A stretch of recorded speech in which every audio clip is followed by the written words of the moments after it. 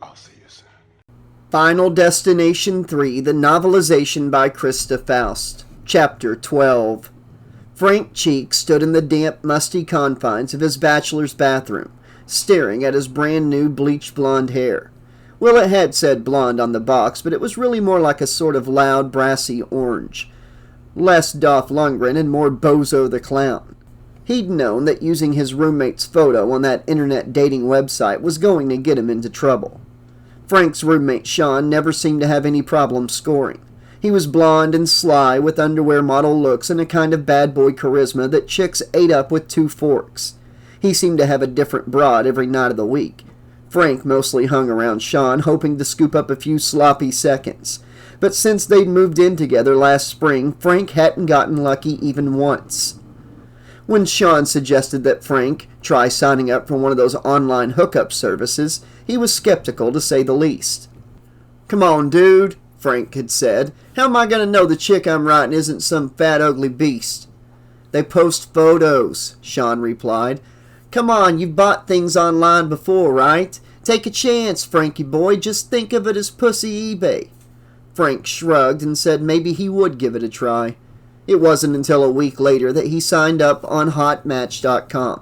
After some creative truth-stretching in his personal information, particularly in the height and income boxes, he went searching through his hard drive for a decent picture of himself. He rejected one after the other until he came to a shot of him and Sean together in front of Sean's brand-new cherry-red '05 Mustang GT convertible. He opened the picture in Photoshop and started selecting the area to crop Sean out of the shot, but then hesitated.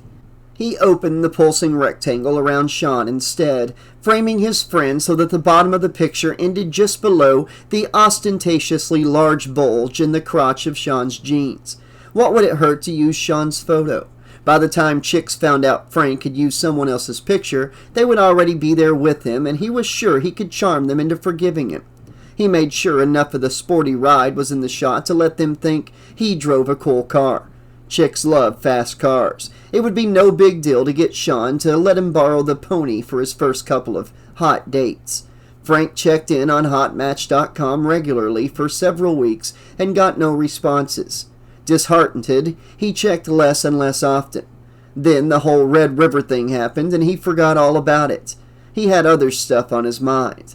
2 days ago, out of the blue, he had received notification of a message from a girl calling herself Mandycat. He signed on and clicked on her name to check out her profile. To his surprise, she was a hot little spinner with a tight rockin' bod and cute freckled face. He didn't even bother to read about how she loved cats, rollerblading, and Gwen Stefani and whatever other bullshit she put there. He just scrolled down to her physical stats. 18 years old, 5'1", 101 pounds, 32, 22, 32. Nice. She claimed to be looking for hot, sexy guys who want to party. Frank wanted to party, all right. He opened her message. "I love your hot rod. Your car is nice, too. How about a ride? XOXO, Mandy." He must have composed 20 replies, erasing one after the other before they could be sent. He paced and fretted and whipped himself into near hysterics until finally he simply asked her where and when he could pick her up. Centuries seemed to go by while he waited for her response, but when it came, his jaw dropped. 6 p.m. Friday night at the Peppermint Panda, 15th and Cole, but only if we can ride with the top down. XOXO, Mandy. She had attached a slightly overexposed photo of herself with a big drunken grin, and the neckline of her shirt pulled down to expose sweet and perky little tits. Frank's kind of girl. Plus, the Peppermint Panda was a titty bar. She must be a stripper getting off the afternoon shift at 6. Obviously a total slut. Frank would be practically guaranteed to get some. Even the news of Ashley and Ashlyn's horrible deaths could not get Frank down. In a way, he felt bad about what had happened to them and about missing their joint funeral. But after all, they had blown him off over and over and over again. They thought they were too good for him, and now that they were dead, Frank didn't see any point wasting time crying over spilled milk when he had his hot date to think of. He didn't sleep a wink that night. He was far too wound up. When he finally gave up and got out of bed that morning, he spontaneously decided to bleach his hair.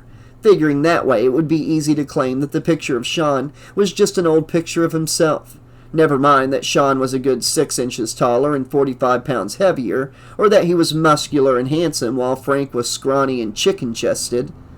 As the vicious chemical goo soaked into Frank's hair, filling the bathroom with a harsh, noxious stench like the stuff the school janitor used to clean the toilets, Frank schemed and plotted to figure what he was going to tell Mandy.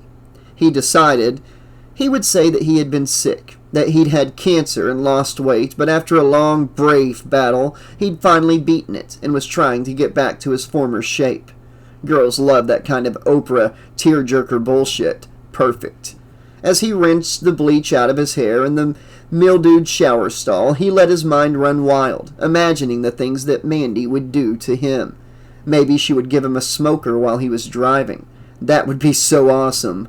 Though if Sean found out, he would have Frank's ass. Still, to get a blowjob from a hot stripper while going 90 miles per hour in a hot Mustang GT, that would be worth any kind of retribution. He could die happy after that. But the bleach blonde hair hadn't come out so good. He didn't look anything like Sean, who was a natural blonde, and whose longish, tasseled hair was a complex kaleidoscope of sun-bleached highlights and warm brandy undertones. The unvaried single shade of brassy orange that Frank's hair had become made his sallow complexion look yellowy and jaundiced. Plus, the strong bleaching chemicals had brutalized Frank's thin, oily hair, frizzing it out into a ragged near afro of split ends and knots. He was supposed to meet Mandy in less than 2 hours. He had no choice but to tie a red bandana around the worst of it and hope for the best. Slinking back to his room, he threw on some black jeans and gave a few crumpled t-shirts the sniff test before selecting a relatively clean one. Then, at the last minute, he decided to wear the silver mudflap girl necklace he had won at Red River. He regarded himself in the smeary full-length mirror inside his closet. Yeah, too fucking sharp. Absolutely. Watch out, Mandy. Frankie's here to drive you around the block. Frank wandered out into the living room. The television was on, showing some loud, gory horror movie, but the room was empty. Their ratty second-hand sofa was covered with a scattering of filmy feminine underthings. A pair of Sean's jeans lay inside out under the beer can-cluttered coffee table. Beneath the terrified screams and power tool rackets of the horror movie, Frank could make out the unmistakable sounds of Sean nailing some broad in his room, pounding her into the headboard while she hollered and wailed and begged for more. Same shit, different dame, Frank sighed. He had been hoping to talk Sean into letting him borrow the pony, but Sean was clearly otherwise engaged. Frank towed his roommate's crumpled jeans in a cascade of change spilled out of the pocket onto the spotty blue carpet, along with the key to the stang. Frank threw a surreptitious glance back at his roommate's closed door. He squatted down and snagged the key, closing it in his sweaty fist. Surely Sean wouldn't mind. He was busy anyway. He had practically promised that he would let Frank use his car. What was the point of interrupting him when he was in mid-bang? That would be bad manners. Better to just leave a note. Frank shuffled through the piles of unpaid bills and take-out menus on the kitchen counter until he found an empty envelope and a giveaway pin from a gynecologist office. Sean, he wrote, you seem busy, so I didn't want to interrupt. Anyway, thanks for letting me have the pony for my hot date. You're the best. Gory details when I return. Your pal, Frank. That's good enough, Frank thought, folding the note and setting it on top of the television. He hoped the loud movie and Sean's own noisy endeavors would drown out the throaty rumble of the Stang's powerful V8 engine as Frank slid her out of the driveway, just in case Sean changed his mind, at the last minute. Frank gave himself one last once-over in the hallway mirror and headed out. As he left, he decided to grab his video camera. Mandy was a stripper after all, used to showing it off on a daily basis, so she probably wouldn't object to his capturing the event for posterity purposes, just so long as she didn't wig out about the whole business with Sean's photo. Sitting in the driver's seat of Sean's convertible Mustang, Frank felt all his doubts and worries slip away. This car was better than a vibrator. There was no way a chick could sit in this car and not want to blow the guy driving it. He slid the key into the ignition and paused, waiting to see if Sean would come running, naked and sweaty and gunning for bear at the sound of his beloved ride taking off without him. Nothing happened. Frank let out the breath he had been holding and put the car in gear, rolling slowly out into the street. He looked down at his watch. Shit, he was almost an hour early. What the hell was he supposed to do for a whole hour?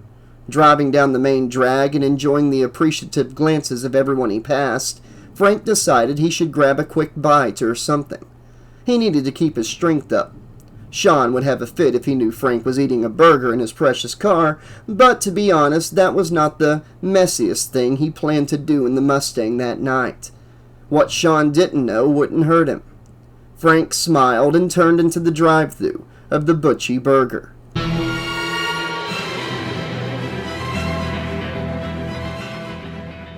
Chapter 13. Hank Train sat behind the wheel of the crummy rented box truck, waiting at a red light. The truck was a shuddering, mismatched bucket of bolts that had clearly been bought at auction when it became too old and crotchety for a legit truck rental company. The familiar logo of the former company had been thinly painted over, and the ugly new blue and orange logo, Easy Move, had been plastered crookedly on top.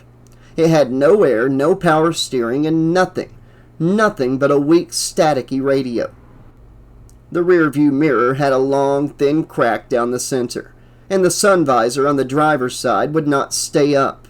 Still, it was the best that Hank could get, with no notice and no credit card, and even then he had to call in a major favor from an old drinking buddy who was the Easy Move manager. Hank had been driving in pointless circles for more than 3 hours and had absolutely no idea where he was going. He didn't want to admit it, but he was really hoping that Brenda would call and ask him to come back. Brenda, that bitch. She hadn't even given Hank a chance. When he came home, still bombed from his latest 2-day bender, of which he remembered less than 6 hours worth of events, mostly at the beginning, he found all his things on the lawn and the lock changed. Brenda would not answer the door no matter how hard he pounded, and eventually that nosy little fag next door had called the cops on Hank. A lady cop went inside to talk to Brenda, and when that lady cop came back out, she had a real serious look on her face. She shook her head at Hank and told him that Brenda never wanted to see him again. He had no choice. He had to leave. Of course, Brenda's name was on everything, since it had been her place to start with, and Hank couldn't pass a credit check to save his life since he owed about $1 billion to pretty much everyone on Earth. Every single month he gave Brenda almost every cent he earned from his job at the Homeland Warehouse, minus beer money, of course, to put towards the phone, the rent, and the gas, and all that. But apparently that didn't mean shit, just because her name was on all the checks. Driving around aimlessly, Hank couldn't figure out where things had gone so wrong with Brenda. When they first met, she was a fun, outgoing woman who loved hitting the bars and painting the town red. She was so pretty, like one of them Victoria's Secret girls, and she was 6 years younger than Hank. He couldn't believe it when she started flirting with him that night in the Roost. She was wearing pretty gold earrings and a classy outfit with nylons and heels. She drank Cosmopolitans, or Cosmos, as she called them, and crossed her legs back and forth while occasionally dangling her shoe off of her elegant narrow foot. It didn't seem possible to Hank that she didn't have a guy. A body like that sleeping alone at night was like some kind of crime or something. Hank, on the other hand, didn't have all that much to offer. He was just another blue-collar knucklehead with a face like an old pit bull and $10 to his name. Still, she didn't seem to care. She walked right over with her clicking heels and long nylon legs whispering as they brushed together under her tight skirt, and asked if he wanted to play pool with her. She beat him 3 times in a row. As she bent down to sink the 8-ball one more time, cleavage pale and glorious in the deep V of her silky blouse and dark eyes smoldering, she asked him if he wanted to try a different game. They never made it back to her place, and wound up doing it in the passenger seat of his battered black Rivera. She was so good it scared him. His friends all joked about it, but she just couldn't seem to get enough of him. He bragged and tried to take all the credit, but in truth, He wasn't sure what she saw in him. He was terrified that she would wise up, realize that he was just a no-account loser, and move on to greener pastures. Hank's life had not panned out the way he had hoped. He was still doing exactly the same thing he had been doing in high school, only somehow it was 25 years later. Still working a crummy job and making just enough for bills and beer, and still killing time in the same bars with the same bunch of losers. He had once harbored vague fantasies of learning some kind of skill and scoring a plum union gig with full bennies and everything. But time just got away from him, and all of a sudden he was 41. He had become an old dog, incapable of learning new tricks. Brenda had made him feel like a kid again. He bought himself new clothes, not just the same old jeans and t-shirts from the Goodwill, but sharp threads with class. If you looked up class in the dictionary, you'd see a picture of Brenda. She worked for a computer company and was real smart. She was a career woman. Hank wanted to make sure that he looked good next to her. He got his hair cut in a shorter, more trendy style that needed hair gel to make it stand upright. He bought decent shoes, stashing the old engineer boots in the back of the closet. Brenda liked nice restaurants and art galleries and things. She expanded his horizons, and he felt he owed it to her to look as good as she made him feel. He was spending so much time at her place that it seemed ridiculous for him to pay rent on a place he never used. He told his roommate Jim that he was moving in with Brenda, and Jim wasn't even mad. He was happy for Frank. Jim said he wished them both the best. There was something kinda wistful in Jim's face when he said that. That might have made Hank feel bad if he wasn't so busy being head over heels in love. Those first couple of months living with Brenda were like heaven. Her place was clean and airy and full of sunshine. It smelled like her. She was Italian and liked to cook for him. Spaghetti and meatballs and veal parmesan and lasagna. And then she would work all that good food off him in bed. She would massage his neck while they watched TV, so he didn't even mind letting her pick the shows. On weekends they would go out bar hopping, and she would always play Bon Jovi on the jukebox, dancing with her hair down and her shoes off.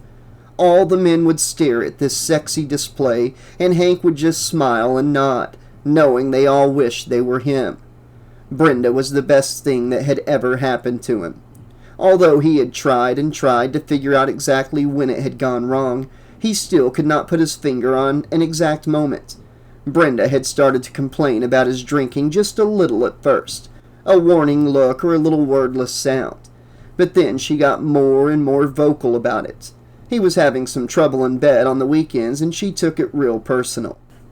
He had even passed out on her while she was going down on him one night, and he woke up with her hitting him in the chest with her little fist and crying hysterically, as if he had done it on purpose or because she wasn't any good.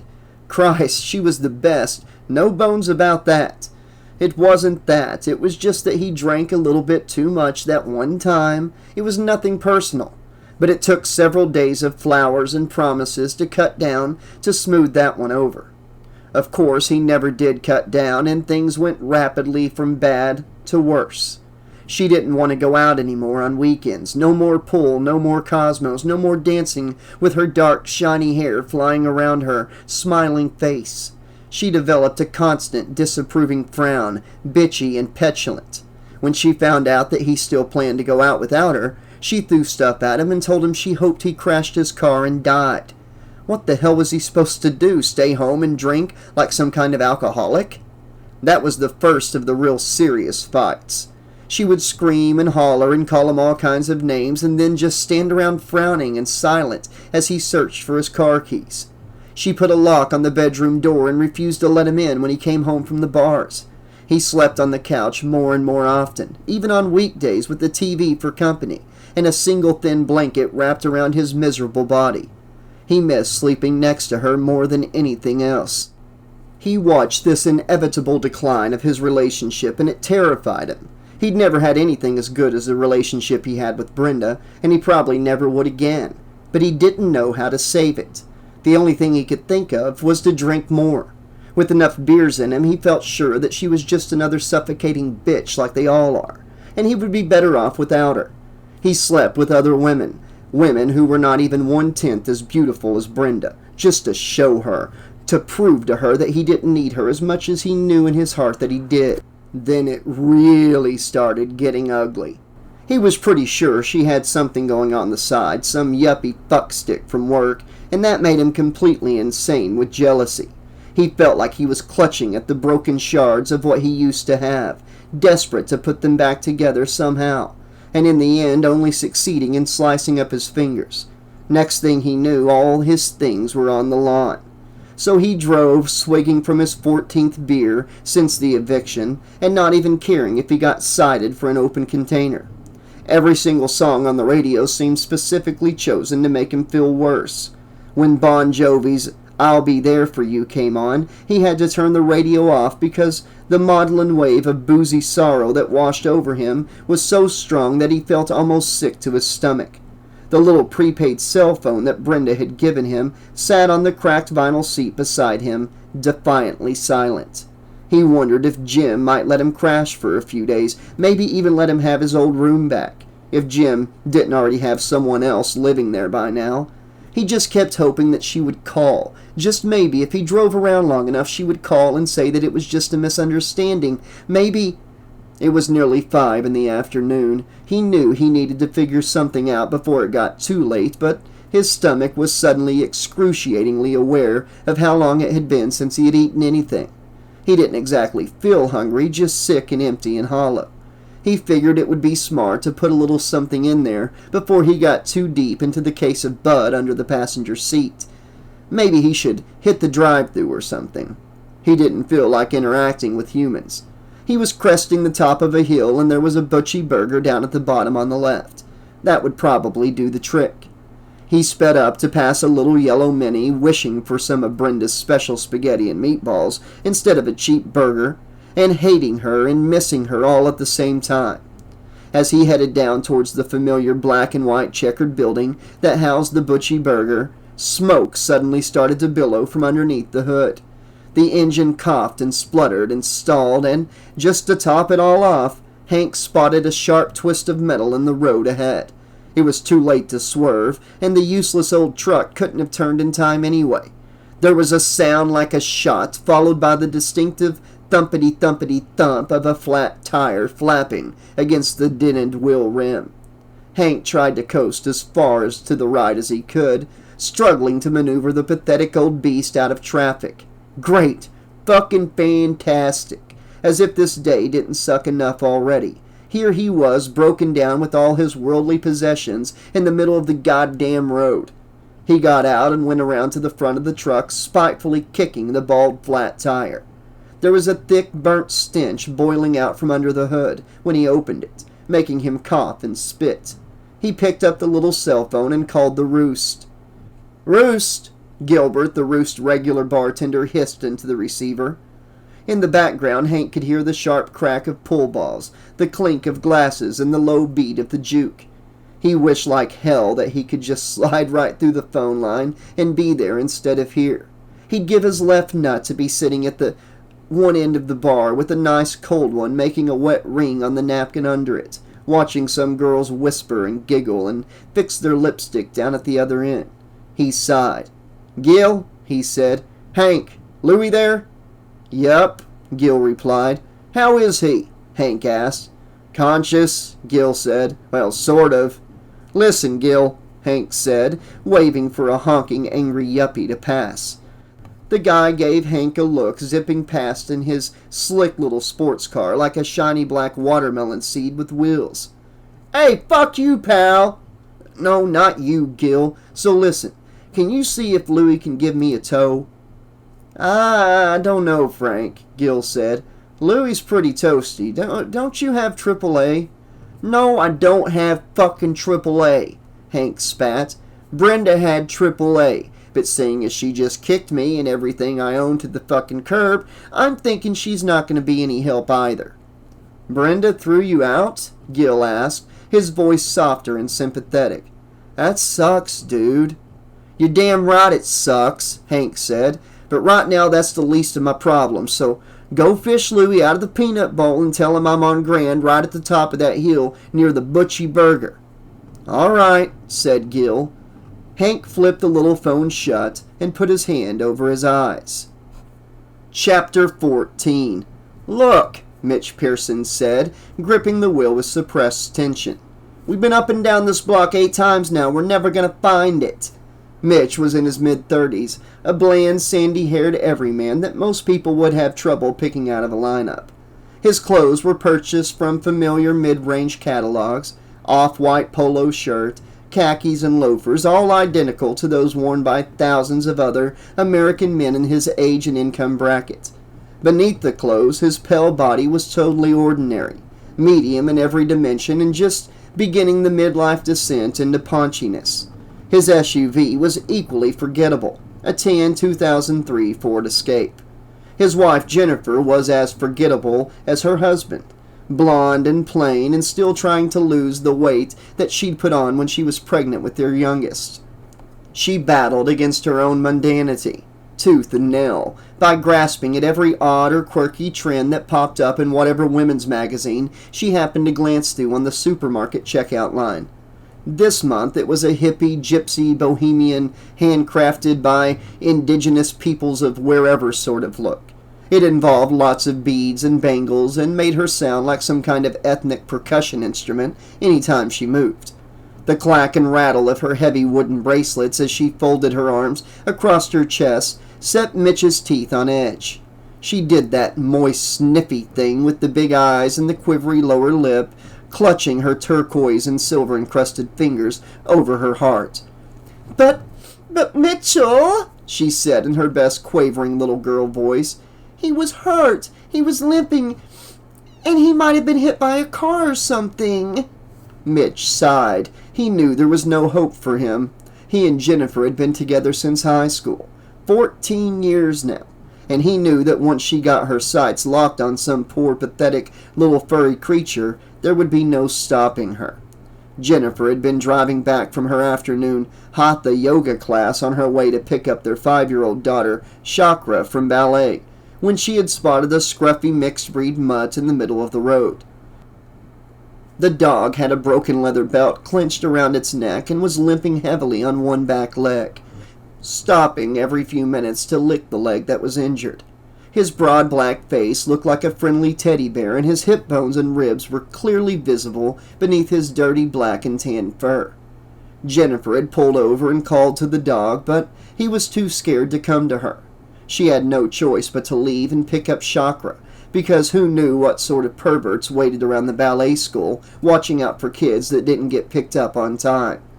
As she drove home, she couldn't even concentrate on Chakra's chattering about her upcoming recital. She had not been able to put that poor dog out of her mind. They already had 2 rescued dogs and 3 cats, and there was no way they could take in another animal. The homeowners association in their gated community had already had a meeting about the Pearsons and issued a warning. No more pets. It wasn't even open for discussion, but still, Jennifer would get that sniffly look, and Mitch knew it was hopeless. There was no use fighting her about it. It would almost be easier to buy another house than to deal with Jennifer when she didn't get her way. So Jennifer sent Chakra next door to play with the neighbors' kids Jaden and Shay, strapped 2-year-old Chandler into his car seat, and the next thing Mitch knew, he was driving up and down the Grand, looking for some mangy stray mutt that was probably miles away by now. Chandler was lucky. He was snoozing, oblivious in his car seat. "Turn around here," Jennifer said. "He might have gone back around the Butchie Burger. There's dumpsters and things back there. The poor thing was so skinny you could just about count every rib." Mitch nodded and obediently turned their SUV into the Butchie Burger parking lot. After a moment of hesitation, Mitch pulled into the drive-through lane behind a black pickup truck with 2 teenagers inside. "Mitchell," Jennifer said, voice cranking up into a note of warning as distinct as the sound of the rattle on a venomous snake's tail. "What are you doing?" Mitch had to think fast. The wrong answer would be deadly, but Mitch had been defusing Jennifer's bombs for 14 years. He knew how to stay cool under pressure. In truth, he was starving and had put off his lunch to go on this ridiculous wild goose hunt. He refused to continue with this foolishness on an empty stomach, but if he told that to Jennifer, he'd be on the couch for a week. "Honey," he said, with his old reliable, non-threatening talking the suicide off the ledge tone. I just thought maybe if we had a little piece of hamburger to offer the dog, we'd be more likely to come close enough for us to catch it. You said yourself that he was really scared. Maybe we can get him into the back of the car more easily if we have some kind of treat. Yeah, Jennifer said, twisting the hem of her expensive Indian cotton tank top between her anxious fingers. That's a wonderful idea, Mitch. He looks so hungry. Poor thing probably hasn't eaten anything but trash in days and days. Score, Mitch thought. She bought it. No problem. Of course, the dog didn't need a large black and white butchie malt, too. But hey, they were already here. When we get him home, Jennifer said, we can give him some of Luba's food since Buster is on the special kidney stuff. She looked out of her window, eyes searching everywhere. I think we should call him Teddy. He looks just like a teddy bear. Honey, Mitch said, you know we can't take him back to our house, remember? The homeowners. He knew he was in trouble before he even finished the sentence. Her face went dark and stormy, brows pulled down and lower lip between her teeth. Mitchell! Again that tense warning tone, the sound before the bite. Where do you suggest we take him? Well, Mitch said, I thought maybe the animal shelter. If he thought he was in trouble before, he had really done it now. He had cut the wrong wire, and the bomb blew up in his face. I can't believe you would even say that, she spat. You want to just dump the poor dog in a shelter? You want to see him in a filthy, disease-ridden death camp where he'll be heartlessly executed in the gas chamber? It seemed completely ridiculous that they were having this argument about a dog that was, so far, as nowhere to be found. But there was no avoiding it. She was on a roll. He just sighed and let the flames wash over him, waiting for it to be over.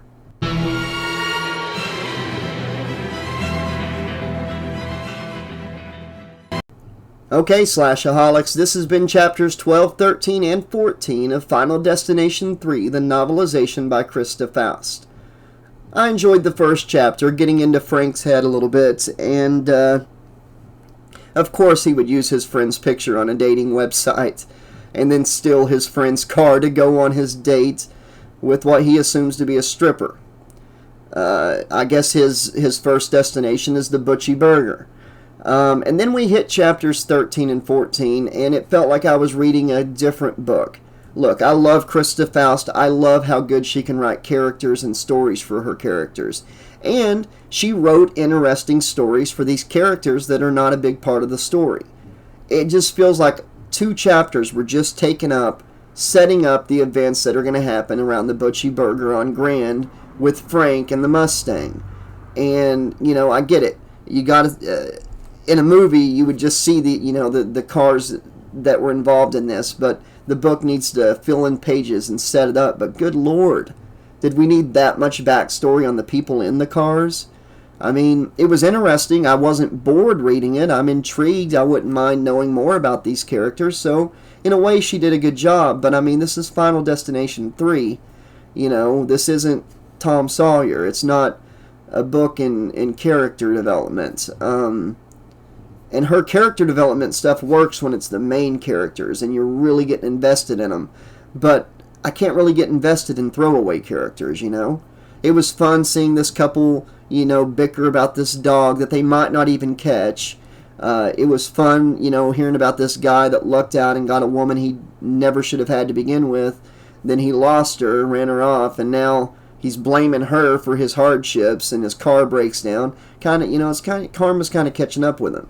But, you know, what about Frank? This whole thing started with Frank, you know, stealing the car, going on a date, messing up his bleach job on his hair, pretending to be Sean, taking the Stang, going to the Butchie Burger, you know?